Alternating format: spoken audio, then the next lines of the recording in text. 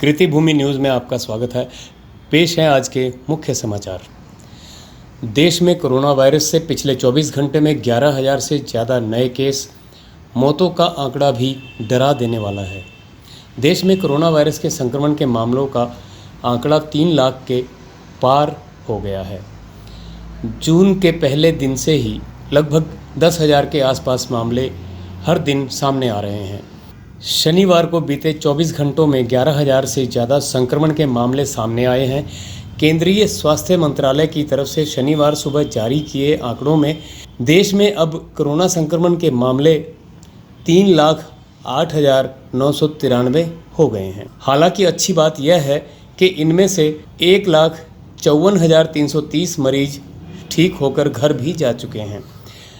लेकिन इसमें दुखद बात यह है कि अब तक 8,884 लोगों की मौत हो चुकी है।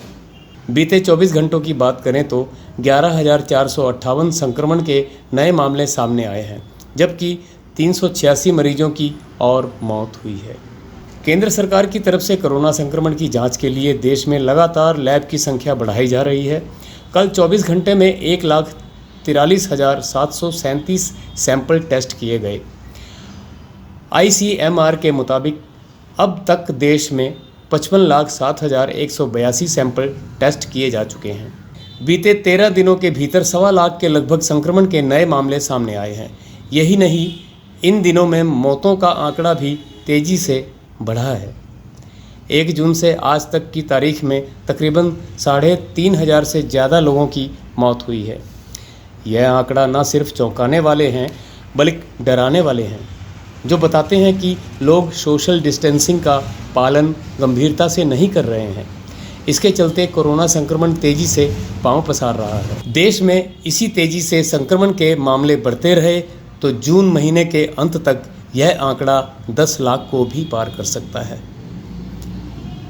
महाराष्ट्र की बात करें तो महाराष्ट्र में कोरोना मरीजों की संख्या 1 लाख के पार चली गई है। प्रदेश में कोरोना संक्रमण के केस बढ़कर 1,01,141 हो गए हैं। पिछले 24 घंटों में महाराष्ट्र में 3,493 नए केस सामने आए हैं। अकेले मुंबई में 1,372 नए केस रिपोर्ट हुए हैं। पिछले 24 घंटे में 1,718 मरीज ठीक हुए हैं। इस तरह से अब तक 47,793 लोग इस महामारी से ठीक हो चुके हैं। अब दिल्ली की बात करें तो यहाँ कोरोना से संक्रमित लोगों की संख्या 36,000 के पार हो गई है।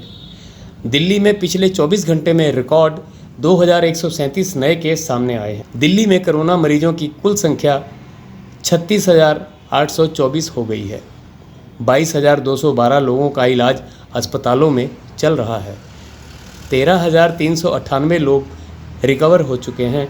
अब तक प्रदेश में 1,214 लोगों की मौत हुई है। दिल्ली में कोरोना संक्रमण के मामले लगातार बढ़ रहे हैं और मौत के आंकड़े भी लगातार बढ़ रहे हैं।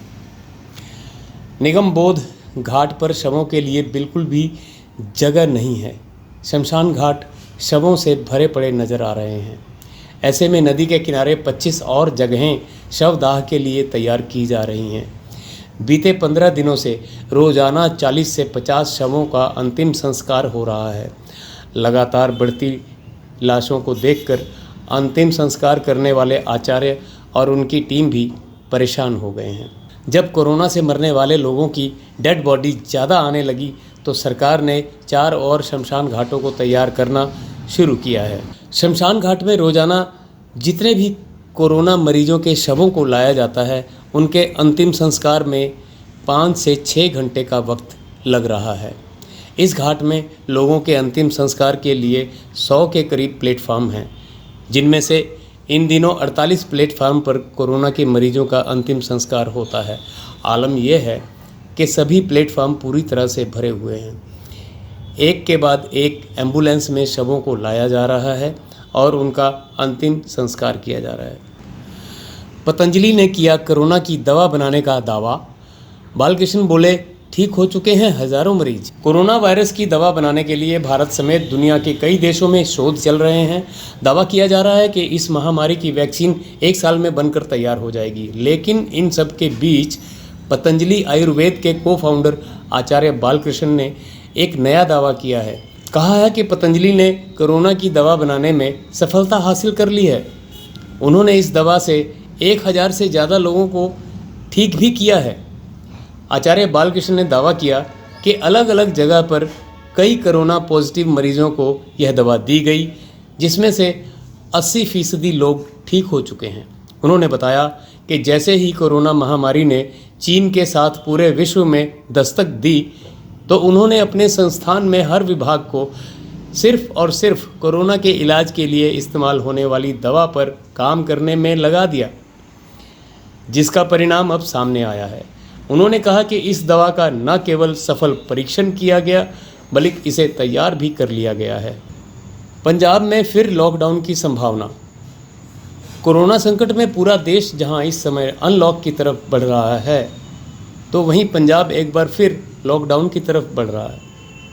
हालांकि सरकार ने अभी वीकेंड और किसी भी छुट्टी वाले दिन संपूर्ण लॉकडाउन का ऐलान किया है, जिसमें आवश्यक सेवाओं को छोड़कर किसी को भी घर से बाहर निकलने की अनुमति नहीं होगी। यानी शनिवार और रविवार को पंजाब में पूरी तरह लॉकडाउन होगा। एक बार फिर से पंजाब के बॉर्डर को सील किया जाएगा, तो वहीं पंजाब की राजधानी और केंद्र शासित प्रदेश चंडीगढ़ में भी इंटरस्टेट बस सर्विस बंद कर दी गई है। फ्लाइट, ट्रेन से आने वाले यात्रियों को अब घर में 14 दिन तक क्वारंटीन रहना पड़ेगा। बीते दिनों में बड़ी संख्या में कोरोना पॉजिटिव के जो मामले आए हैं, वह दरअसल ट्रैवल हिस्ट्री के हैं। विशाखापट्टनम में 18 दिन वेंटिलेटर पर रहने के बाद 4 महीने की बच्ची ने कोरोना को मात दे दी। 4 महीने की बच्ची ने लगातार जंग लड़ने के बाद आखिरकार कोरोना वायरस से जंग जीत ली। 18 दिनों तक वेंटिलेटर पर रहने के बाद शुक्रवार को बच्ची की रिपोर्ट नेगेटिव आई और उसे अस्पताल से छुट्टी दे दी गई। लगातार कोरोना वायरस के बढ़ते मामलों के बीच ये भी एक बहुत राहत भरी खबर है। आंध्र प्रदेश के विशाखापट्टनम में 4 महीने की बच्ची ने कोरोना से जंग जीत ली है। बच्चे को 18 दिनों तक वेंटिलेटर पर रखना पड़ा, जिसके बाद शुक्रवार शाम को नेगेटिव रिपोर्ट आने के बाद अस्पताल से छुट्टी दे दी गई। जिला कलेक्टर विनय चंद ने कहा, पूर्वी गोदावरी की एक आदिवासी महिला मई में कोविड-19 से संक्रमित पाई गई थी। इसके बाद डॉक्टरों ने बताया कि महिला की 4 महीने की बच्ची को भी संक्रमण हुआ है। 25 मई को विशाखापट्टनम के VIMS अस्पताल में बच्चे को स्थानांतरित किया गया। 18 दिनों तक उसका वेंटिलेटर पर इलाज चलता रहा। डॉक्टरों ने हाल ही में फिर से बच्चे का कोरोना टेस्ट किया, तो उसकी रिपोर्ट नेगेटिव आई, जिससे उस बच्चे को हॉस्पिटल से छुट्टी दे दी गई। आज के समाचारों में बस इतना ही। बने रहें कृतिभूमि न्यूज़ के साथ। आपकी नज़र हम पर, हमारी नज़र सब पर। आपके आसपास कुछ गलत हो रहा है तो हम आपकी आवाज़ बनेंगे। हमारे चैनल पर दिए गए नंबरों पर हमसे संपर्क करें और हमारे चैनल को सब्सक्राइब करें, लाइक करें और शेयर करें और बेल आइकन दबाना न भूलें। नमस्कार।